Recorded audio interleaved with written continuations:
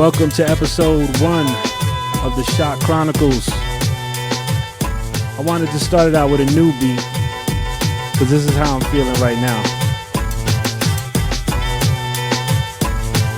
This one's called Phoenix Rising, which I feel is appropriate.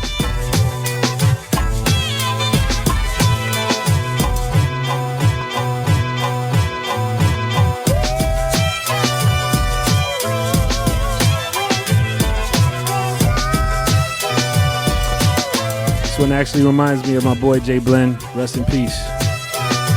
Spoke to Genovese today. Had a good conversation.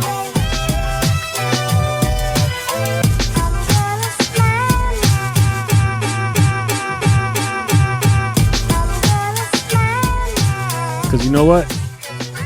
It's all about the music, really.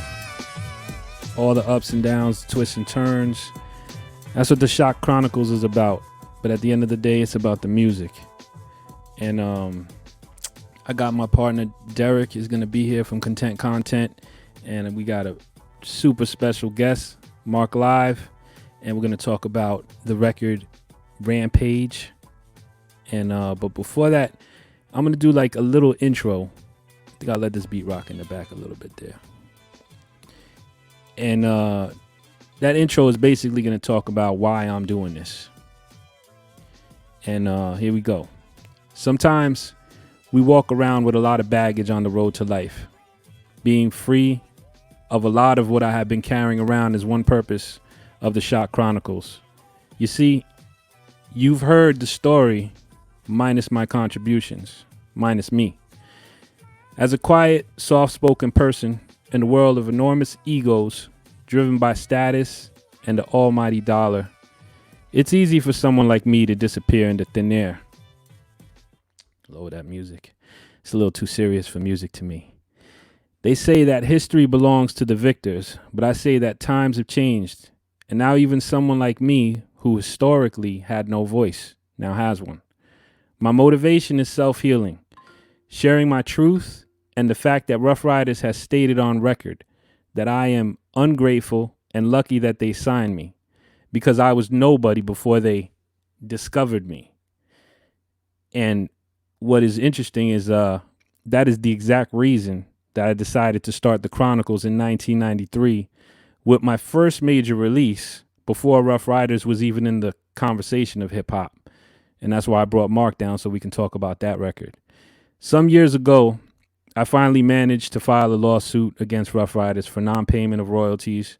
They literally, to this day, keep the payments that labels send them on my behalf. Maybe that's why, despite other producers being interviewed for the upcoming Rough Riders Chronicles on BET, and my attempts to contact the documentary producers directly didn't make any difference.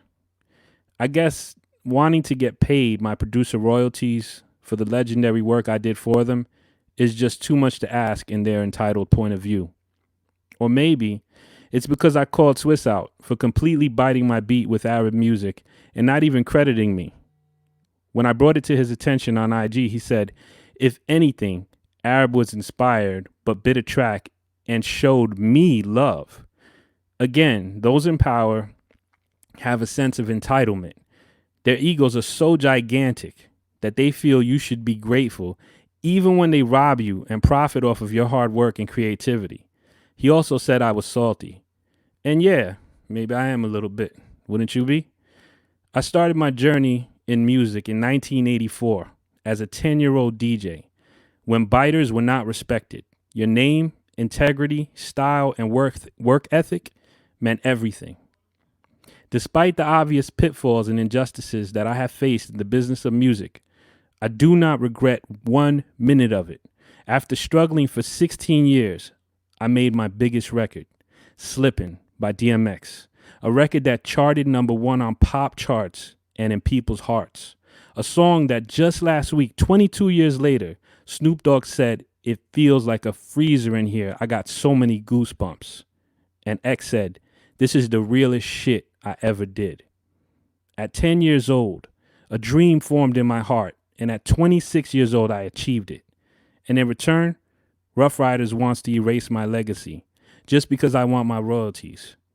No, my music will never die. My impact is still felt, and I will see you in court. Welcome to the Shok Chronicles, episode number 1. And I'm going to bring in my co-host. Hey, what's up, Derek? Hey, Mike. Hey, can't hear you. Oh. Now I hear you. All right. Thank you for having me, man. Thank you, man. Thank you for being my support over here, man. Me and you, we built a really tight relationship on content, and I really appreciate you being here. It makes a big difference for me because this is not an easy thing to do, man. I would imagine. And thank you for saying all the things that you've said. And something that I hope will get revealed in all of these episodes is truly what an artist you are, man. Thank you, man. And as you had mentioned, the proof is in the pudding. You can watch videos on YouTube with millions and millions of views that are you. You did those. Thank you. Yes, sir. And, obviously we're going to go through the story of how you came to be the person who had so much music in your soul, you had to let it out. And I will be fascinated to know those things. We're going to talk about a release. This would be your first actual release, 1994, 1993. I thought it was 94, but I was mistaken. It was actually 1993. Okay. So, this is 93, way before anybody was even thinking about the Rough Riders. I just want to throw up some of these comments. Let's see. We got Completely Breaking My Neck to This Beat. Anthem coming. Shameful. Respect. What's up, Eric? Wow. That's going way back. Yeah, Carlos. So, yeah, man, I want to introduce a good friend of mine. We've stayed connected after all these years, since 93. And amazing energy. Someone who, this was my first experience. And you know what? I'm just going to bring him in. Mark Live from Raw Breed, added to the stream. What's up, brother? Yo. What's up, fellas? Thank you so much for doing this, man. Like, it means a lot to me, man. And the conversation we had earlier, it really blessed me, man. Like I said, I called you for a lifeline because it's not easy to do this, man. Like, this is not something that, is difficult. You know what I'm saying? But I feel like it's important to tell your story and to tell it from your perspective, especially, honestly, you'd be hard pressed. And Mark, hip hop. I mean, you've worked in come on, with Ice-T for, I don't know, what, 20-something years? Yeah. I mean, Cool Keith? Yeah. I mean, that's your family. Like, yeah. Hip hop. So you tell me, is there anybody that is probably as invisible as I have been, who's done the records I have? No, I don't think so. And when you said that in your intro, it made me think, like, wow, that is true. Like, during Shok's rise and all the records that he was doing that I was following, you were always kind of in the background, and the rest of the guys in the Rough Riders were in the front, and they didn't kind of display you like they should have as one of their key producers. So I never really thought about it too deeply till you're bringing it up now, and I see, like, wow, that must have been traumatic, when you're building this brand with everybody, and everybody's from the same area. We all from the West Bronx, we're all from Yonkers. It's like, you grew up with everybody, everybody, and then it's like, this stuff happens. So yeah, no, it's deep, but no, I don't know anybody like that is as invisible as you are, but your music will live on, and it speaks for itself, Thank you, man. So what do you think? Should we get into the record, listen to it, and then we can jump into that story and then other stories? Because me and you have a lot to. We had to actually stop ourselves when I called you earlier, because it was just flowing with too many different conversations. Exactly. So I'm gonna set this video up real quick, and we're gonna roll it. There we go. All right.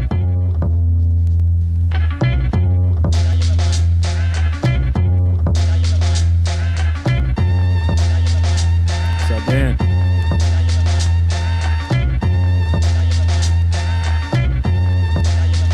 Yo, I can go deep in depth, raise a shark to your neck.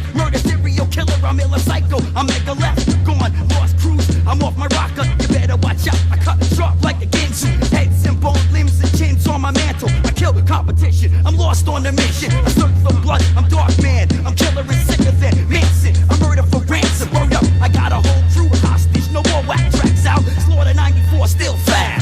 I get street kid, you roam through blocks. Hot, my crew don't care, we carry rocks. Blow up the spot, Adam Bomber, yo, and Sicko. Desert Storm, concrete beats compete, see I'm up. Yo, check it. Back as I funk the X-Flower. Digital lyrical psychopath imperial. Back to teach each. Chewing a pair peach. Step one, step two. Step one, step through.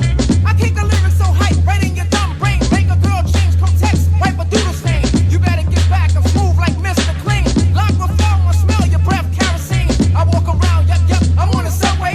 Rappers act large, boom, sleeping on the hallway.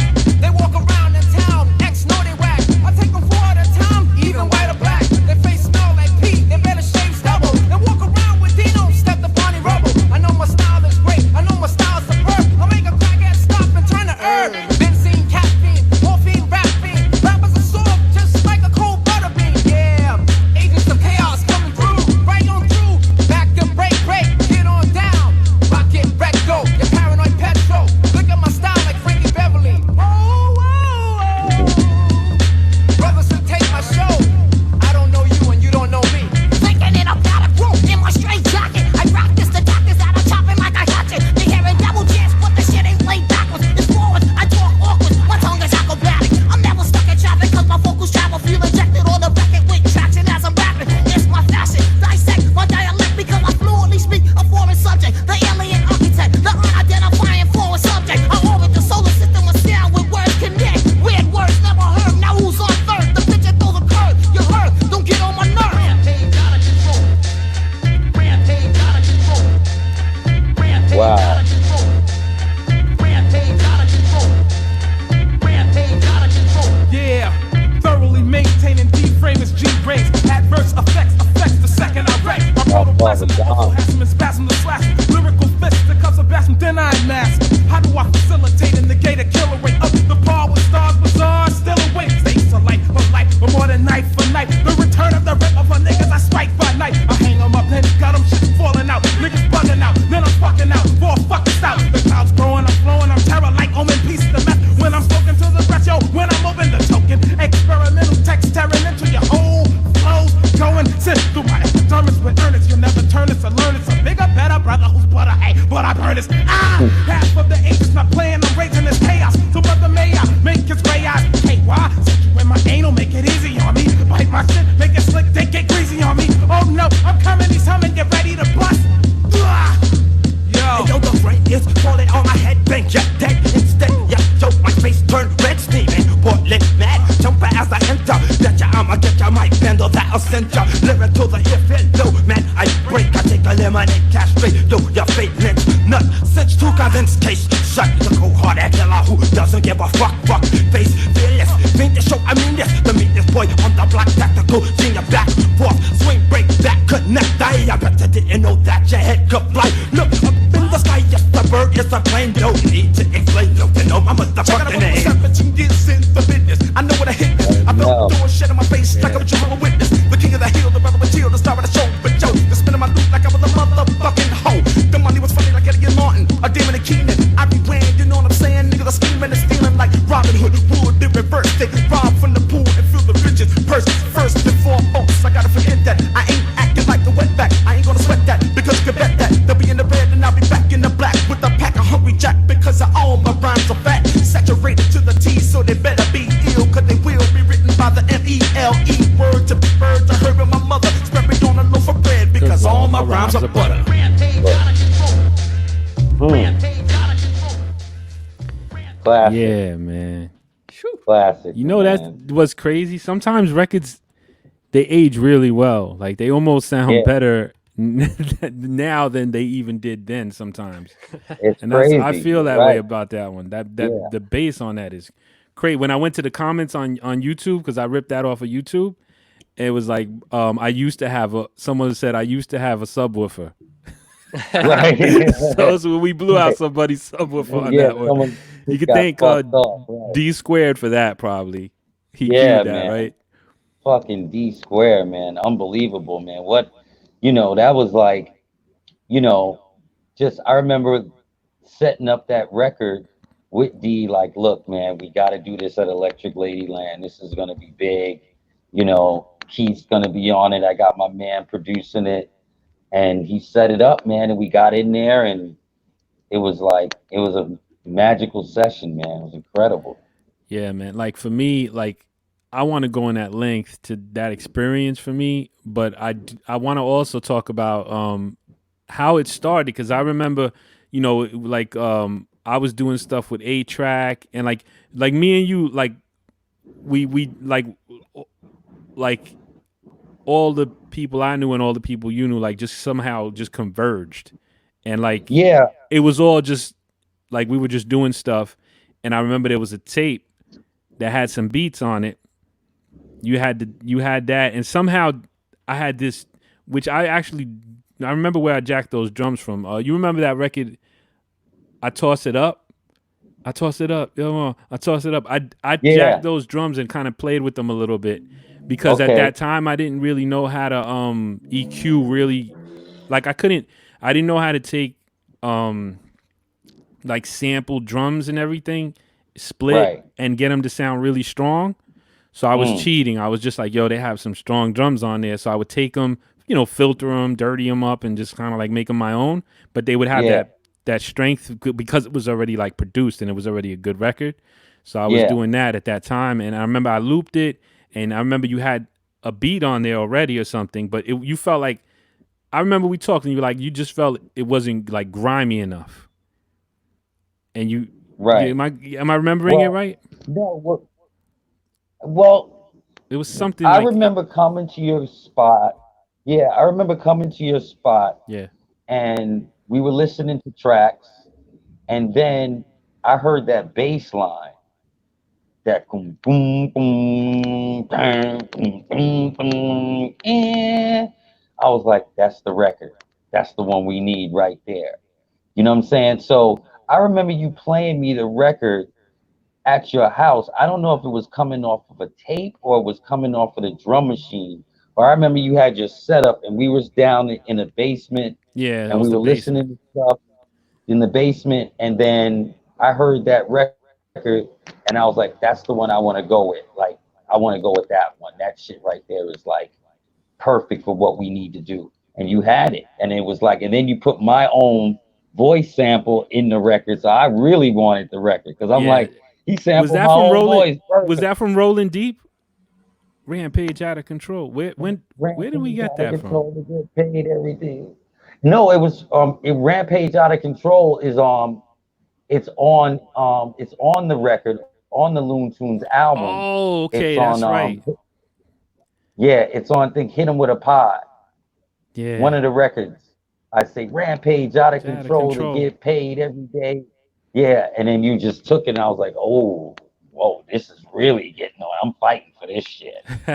You know. Man, So, but what I was thinking about when we were talking earlier was like the way that the rise of everybody at that same time, those early 90s when Raw Breed was forming and we had Alex and Nick, and then we were coming around and it was, J Biz and 8 Track and Al B and those guys, and they were DJing and they were doing clubs and shit at the time, and they were bringing records, and you were there, and we were all like kind of posseed up and would go and like hang out at Al's house and listen to records. And then like I kept hearing from um Jay Biz and them like, yo, Shock.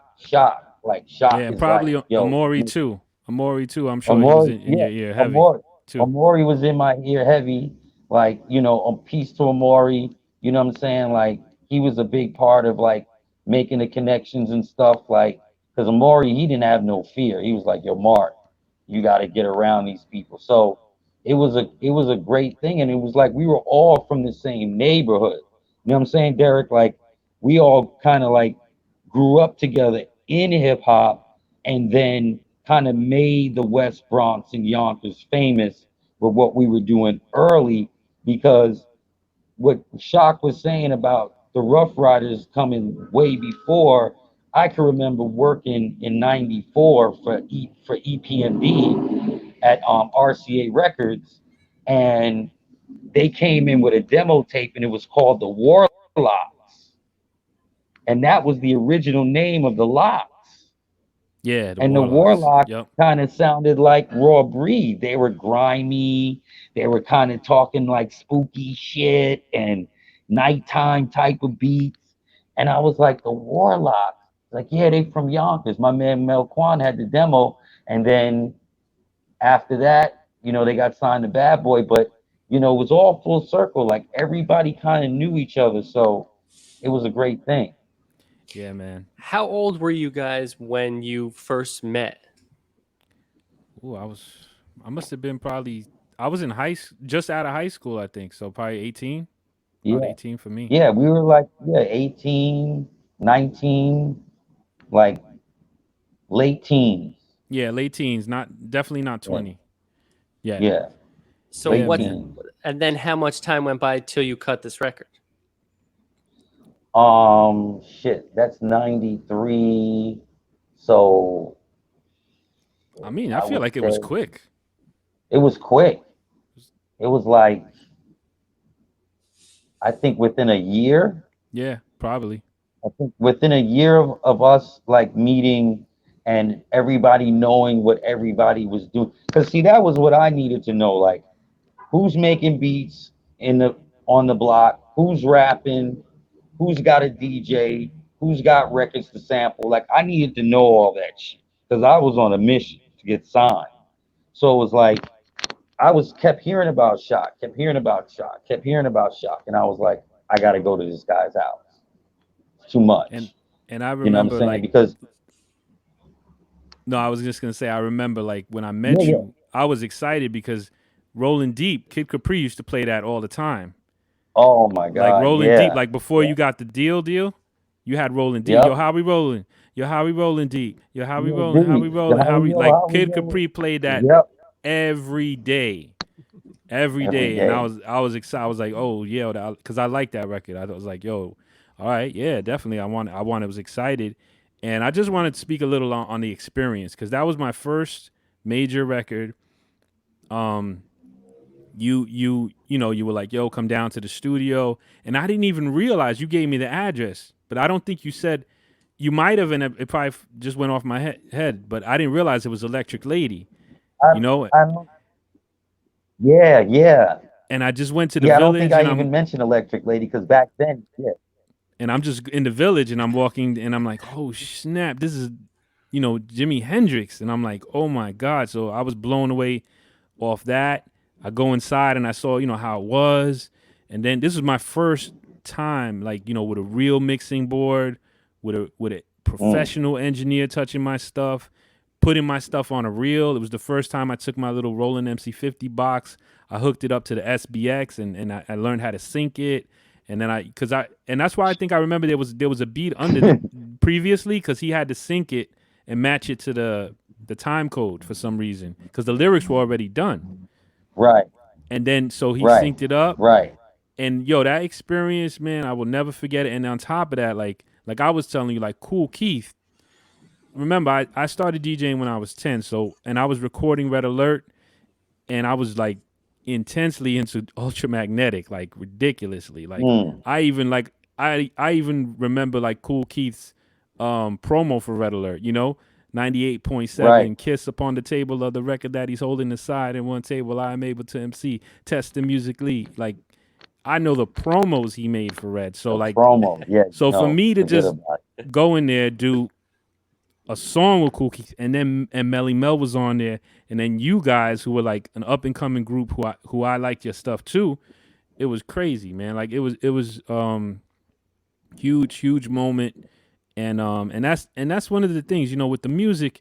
It people think about money, they think about success, they think about, but I tell you, man, that memory, it's gonna sound corny to people who are like hyper ambitious and who are it. like, Right. just want to be on top of the world and look down on people who don't sell more than, X amount of records.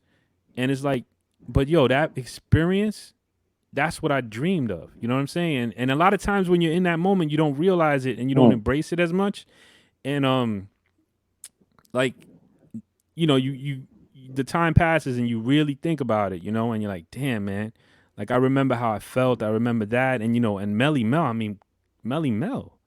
I mean, the message. I mean, Melly. come on, like that's crazy. Like it's crazy No, how I just that popped into the business on a major, release with those people on my record, and it's thanks to you. So I thank you for that, and no, and you know what it is. Yeah, you know what it is about me, Shock. Like when I feel like somebody's ready, like I bring them right to the major leagues, prime time. Like I'm like, yo, I'm gonna put this guy on this record.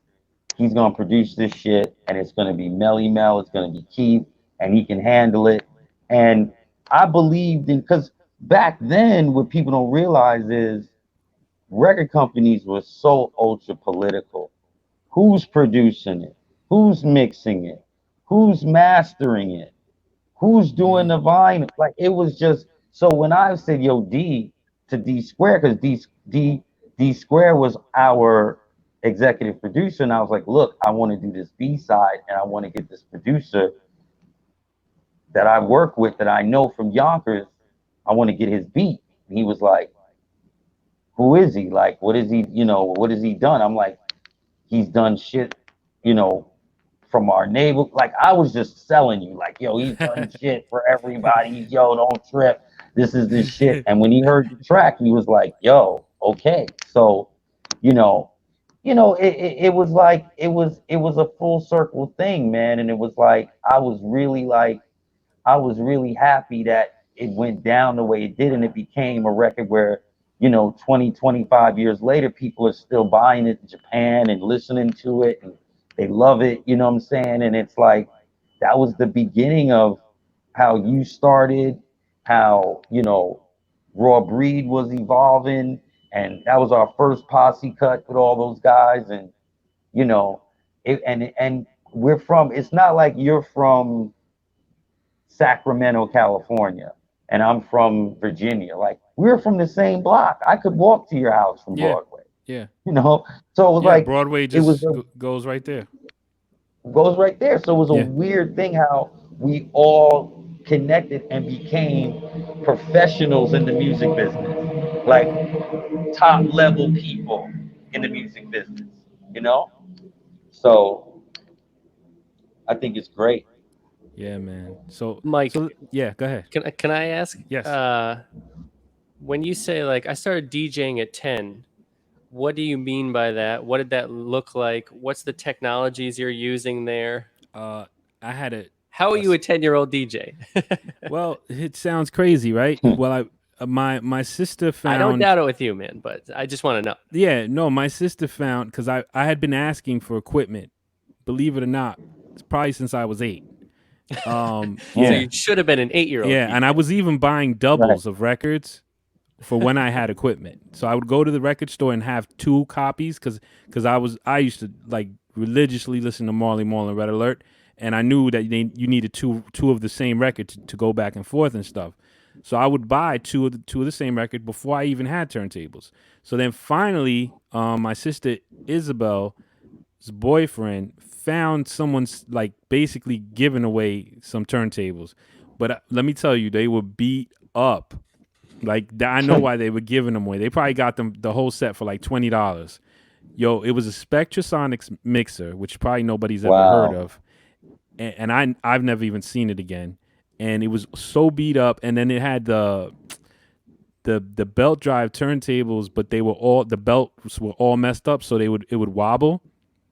So it was just a mess, but I was so Mm, happy. But that was my first thing, and then I learned how to like, I would trick the turntable to make it like stop wobbling. I found like I would push right. something in the middle and it would stop wobbling. And I'm like, oh, I figured that out and I made it work. And it was just my little like laboratory, and I put it all together and then I kept doing that. And then, I graduated to like a little bit better of a setup and on and on. And it went from there. And, I loved it, man. It was a passion, it was something that hip hop was a gigantic part of my home because my brother was connected with like New York City Breakers. My cousin, he was like an electric boogie artist, and like I mean he was nice. And then so I would see them, and then my sisters, so they would all go to like Funhouse, Roxy, like all those like 1983, Yeah. 84 clubs, and they would come back and they would be talking about yo they played this, and they would buy me records. So like my brother bought me breaks, like he bought me the Jimmy Castor bunch. He bought me like, which is to this day my favorite record. Um, and so I was like being inadvertently schooled in the culture, like not on purpose, Right. not like, hey, we're gonna school you in the culture. Like I was just inadvertently being drawn into it because it was so exciting. Like one time I even remember my brother came in with his boys. They moved the furniture in the living room and they put baby powder down and they started practicing and I started playing music. Man, that right there, and I'm probably 11, 12. It was so the Yeah. energy was just amazing, and that's why music, and music was also an escape for me. It was also, from everything that was going on, at home, everything, like music, it was something that just, it took my attention. It made me, it helped me get through, and, Mm. sometimes I look back on my life and it was a little too much. Music was a too much of a big part of it sometimes because I didn't grow in other aspects. So in a sense, it's a blessing that I kind of moved away from it a bit because I grew a lot as a person. And when you're deep Mm. in the music, you can get locked in. But one Oh thing I yeah. did want to talk about, Mark, is like the later times we met up because I remember that time. Yeah.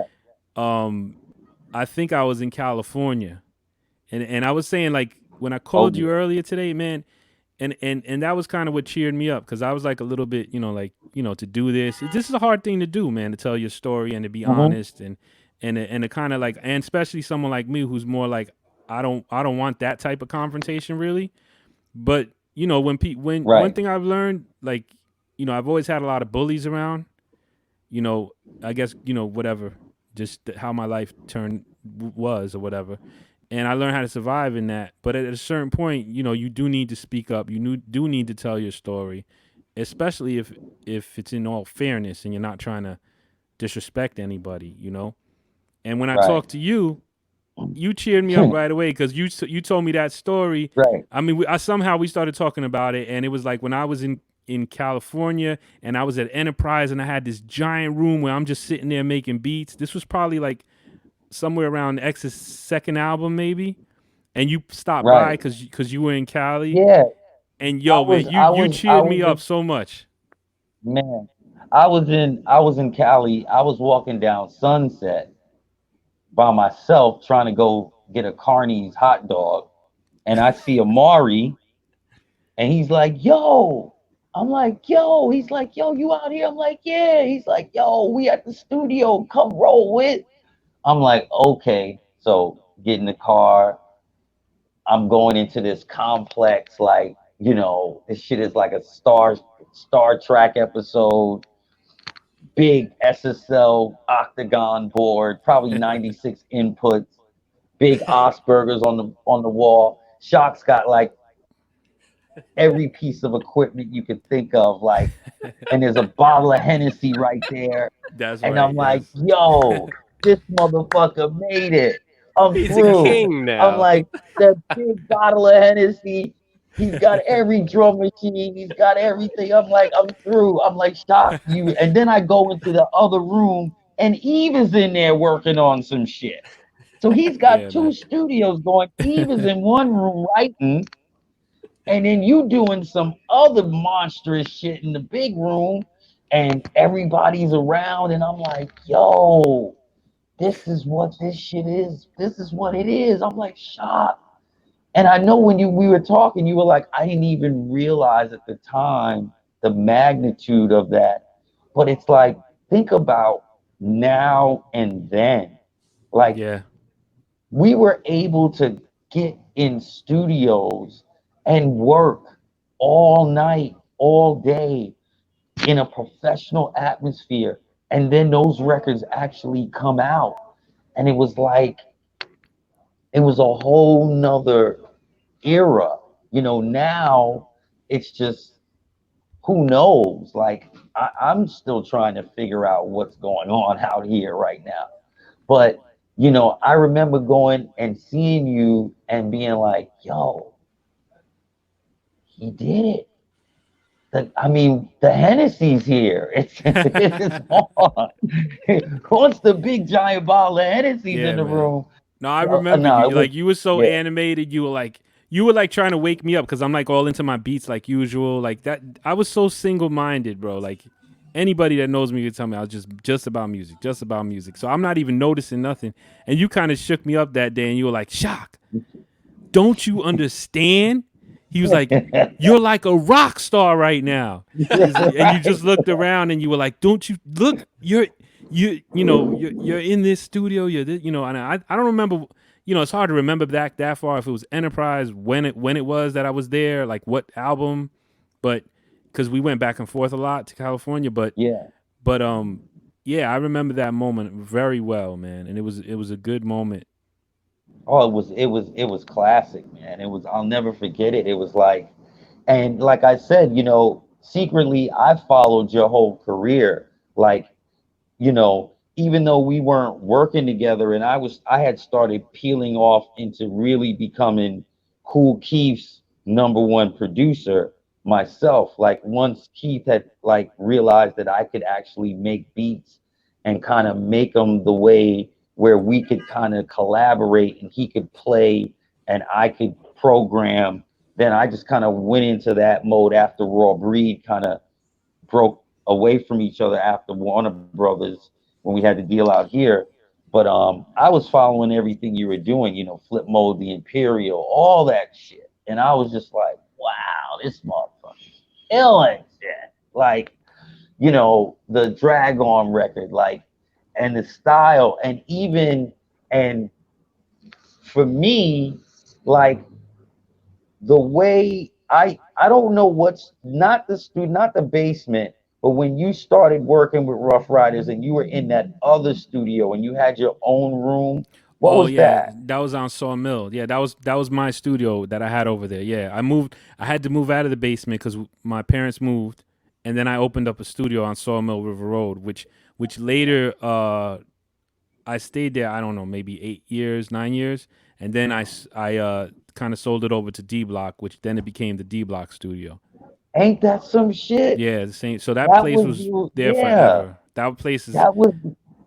That was the original D Block, and I had went there, and you were like, I saw you make like 6 beats in like an hour and a half. Like Yeah, I was I a was like, machine. hold up. It was like, That's on my little box that I pulled out. That's my little box. and you were doing that, and it was like once you were doing that, then you'd save it, get on the S950, do some other shit, save Yeah, it, that was me, do man. save it. I'm like, damn, how many beats did you do? You're like, I just did 6. That's a light night. I'm like, so I was always hanging out with you. If you can recall, my black ass was always around, like in between Raw Breed stuff or me going on the road or doing whatever. I'd be Yeah, around you, I like remember. hitting. We would always connect. Like in between somewhere along the line somehow. Yep, We always bumped yep, into each other. I remember that for sure. always, always. And I would hear what you were doing and the progression. And, you know, like for me, I heard of the success and slipping and all this stuff. And I was like, I'm talking to A-Track. He's got a platinum record in his house from Eve. And I'm like, well, shit, everything is fucking grand and gravy, right? Like, everything looked great around the block. Yeah, But man. yeah, man, it's like, like this thing, man, this business, man, it's like, I remember real quick, I remember my first deal, the Loon Tunes album that you worked on with us. And I remember my lawyer saying, look, the label wants me to offer you guys a publishing deal. So I said, what's that? They want to buy your publishing for the next 10 years for $20,000. So I'm Oh like, man. $20,000? He's like, Mark, please do not sign that deal. Oh And he man. started to tear. Oh my This was God. this was my lawyer who was working for the label.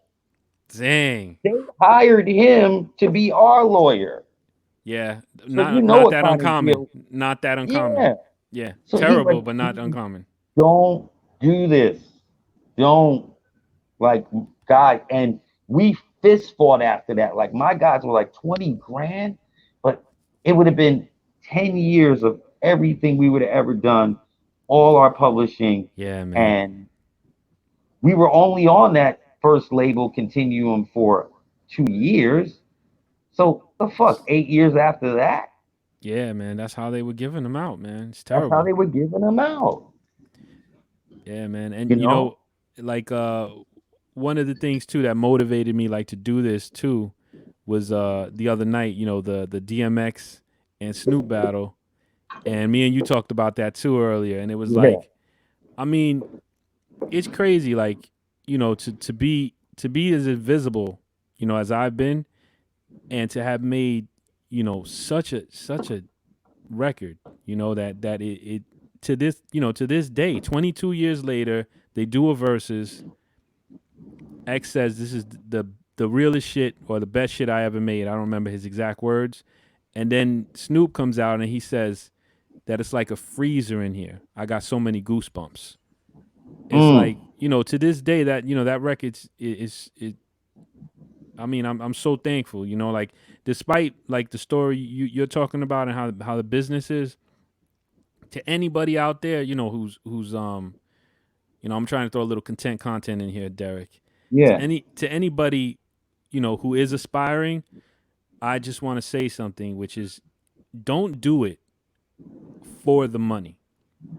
And you get caught up. You can be on the humble and as quiet as I am and everything, but when you get into business, you kind of get dragged into that whole thing, whether you want to or not.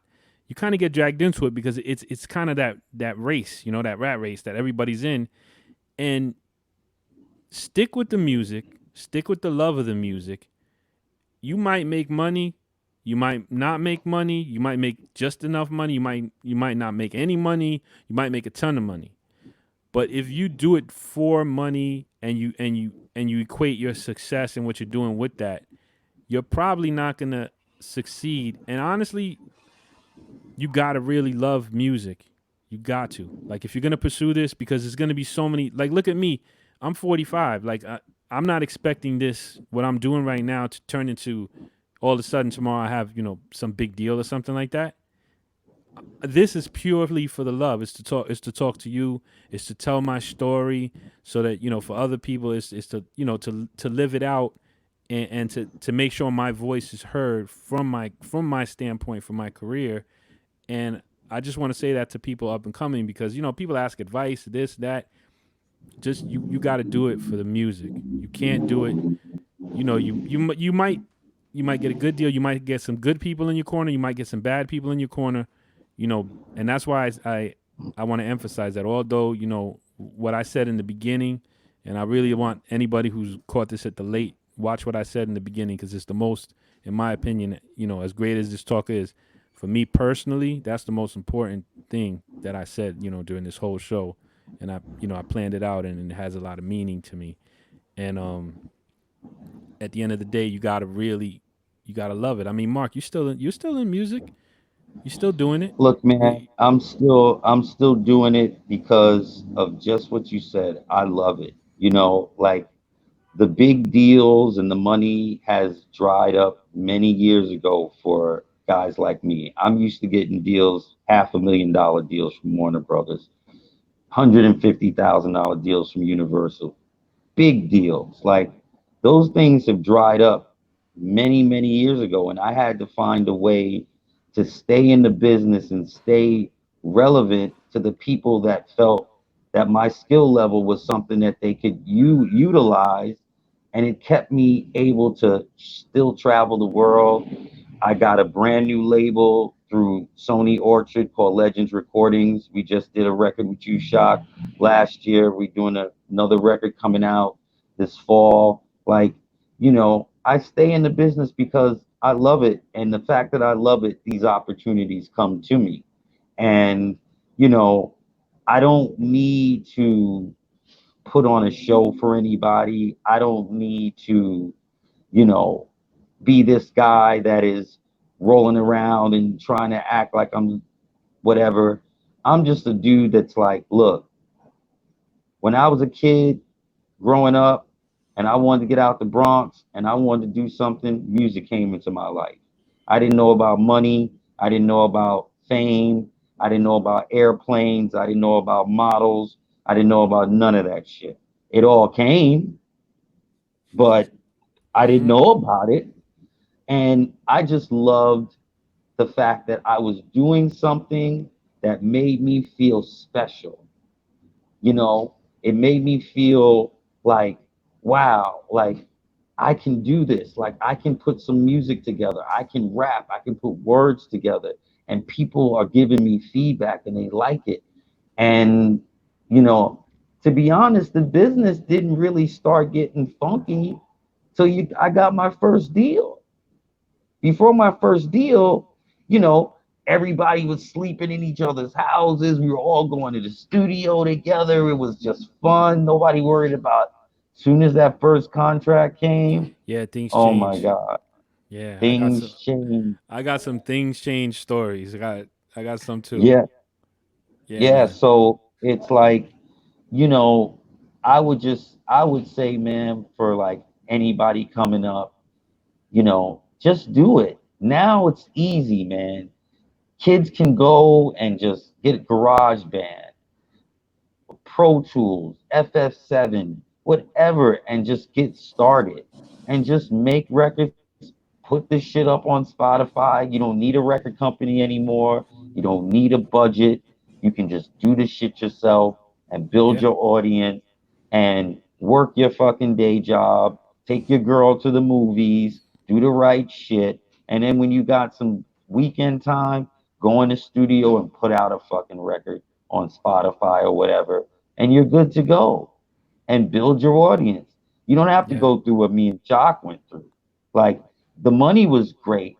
The airplanes were great. The hotels were great. Hearing our shit on the radio was great. The parties were great. But it came at a cost, you know? And to this day, I'm not getting my just due royalties from situations that I did. But what can I do? It's like I learned a lesson that now moving forward, if we control what we're doing and we don't need the organization anymore. See, we lived for the organization. I did it Mm-hmm. myself. I needed to be part of a gang. But sometimes when you're in a gang, there's only so far you can go. So my whole thing now is like me being 46, we the same age, man. Yeah. Me being Yeah. 46, I'm gonna take my new label and I'm just gonna put out the records that I love to put out and just do the shit that I love to do. I'm like, Shock, you want to put some shit out, put whatever you want out. It's all good. We're just doing shit. And it's like, fuck it. I don't care. You know what I'm saying? Because it brings me joy to not have that static on me. When I'm worrying about, oh my God, I got to pay this back. I got to recoup this. Am I getting my royalties? Am I getting my mechanicals? Am I getting my publishing? You know. So this is what we learned, and I think, man, like this podcast you're doing and these episodes, people need to know the history of how this business is and what guys like us went through and how they can avoid the pitfalls and have a better experience and at the same time learn from the good shit that we did because Shock, at the end of the day, you left your mark. You mean you can't even see your wall as many gold and platinum records you got. And it's like, because you went in and I saw you do 6 beats in an hour and a half. So that Yeah. means by the end of that night, you probably had 26. Yeah, I would So lock out. That's the you truth. you're a machine. You're a beast. I was like, this motherfucker's on a whole nother level. Like, and that's why you were successful. And I'm glad to be a part of this first episode. I'm grateful for you guys thinking about me and Shock. We've always been great friends, and we've done a lot of shit individually and together. And I'm just like happy that we're all here through all this crazy COVID shit, and we're able Yeah, to get man. on this podcast and talk about the good old days. Yeah, and I figured I'd bring this up in the back because this is what we recently did with Smooth. Oh yeah. Uh-oh. Woo! Yeah, I'm still working, people. I never took my That foot is- off the gas. I Nah, still work. that's vintage Doc.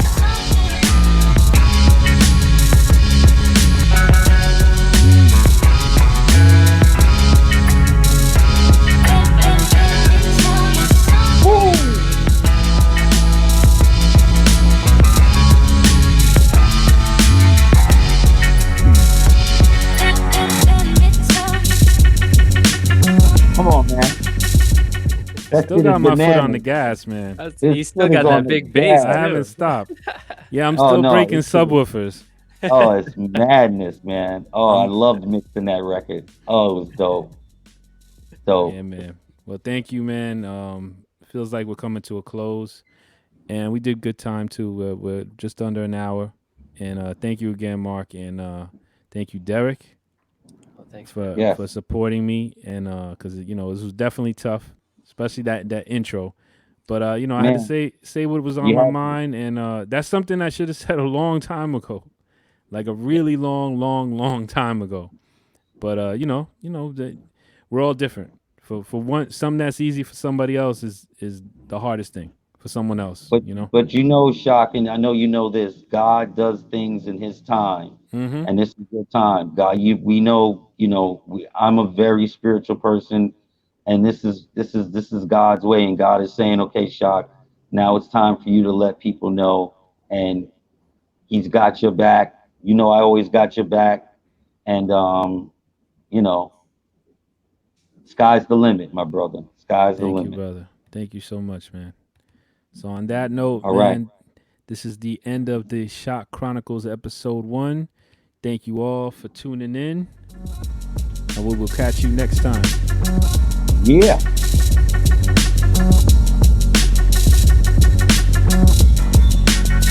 Stick around, man.